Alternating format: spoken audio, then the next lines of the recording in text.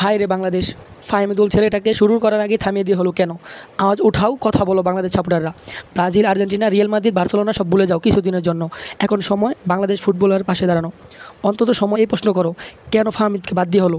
Coach তার খেলা দেখে মুগ্ধ হয়েছে, প্র্যাকটিস ম্যাচে সে হ্যাকটিস করেছে। এরপরে কোন বিবেচনা থেকে বাদ দিয়ে হলো একটু জানাবেন আমাদের। আমরা তো এই দেশে ফুটবলের ফ্যান, আমরা জানতে চাই আসল কারণটি। দেশের ফুটবলের সকল কারণটি সিন্ডিকেট আলোচনা। সবাই জানতে চায় সিন্ডিকেটে ঘুরায় কারা, তাদের নাম জানতে চায়। কারা এই দেশে ফুটবলে ভালো চায় না সব জানতে চায়, আমাদেরকে জানাতে হবে আপনাদের। ফাইমুলকে বাদ দিয়ে কোচের সিদ্ধান্ত।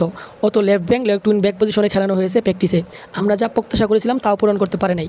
ও অভিজ্ঞতা অভাব আছে, আমাদেরকে বিবর্ণ পরিকল্পনা আছে ওকে নিয়ে। হ্যাটট্রিক করে একটি ছেলে আপনাদের প্রত্যাশা পূরণ করতে পারলো না। তাহমিলুর জায়গায় আপনি যাকে নিয়েছেন সে কী করেছে, জবাব তো এই ফুটবল ভক্তদের দিতে হবে। মনে রাখবেন, জেগেছে তো জেগেছে, ফুটবল ফ্যানরা জেগেছে। কোচের প্র্যাকটিসের সাথে না গেলে তাকে বাদ দিতে হবে কেন? অভিজ্ঞতা এমনি আসবে না, দলের সাথে নিয়ে চলতে হবে, সিনিয়রদেরকে সাথে রাখতে হবে, তবে অভিজ্ঞতা আসবে। অজুহাত দিয়ে হচ্ছে ফাহিমের বয়স কম। তো বুইরা বামরা হবেন তো কি এই দেশে ফুটবলে কেউ চান্স পাবে না? এই বয়স ম্যাটার করলে রোনালদো খেলতে পারতো না, তাহলে লামি ইয়ামাল ফুটবলে আসতে পারতো না। তাই এই লেংথ লজিক বাদ দিতে হবে। 17 বছরের লামিং ইউরোপ মাতাচ্ছে, তাহলে 18 বছরের ফাহমিদুল সব গুণ রেকর্ড বঞ্চিত। আরেক অজুহাত হলো সে এখনও প্রতিযোগিতা ম্যাচের জন্য প্রস্তুত না।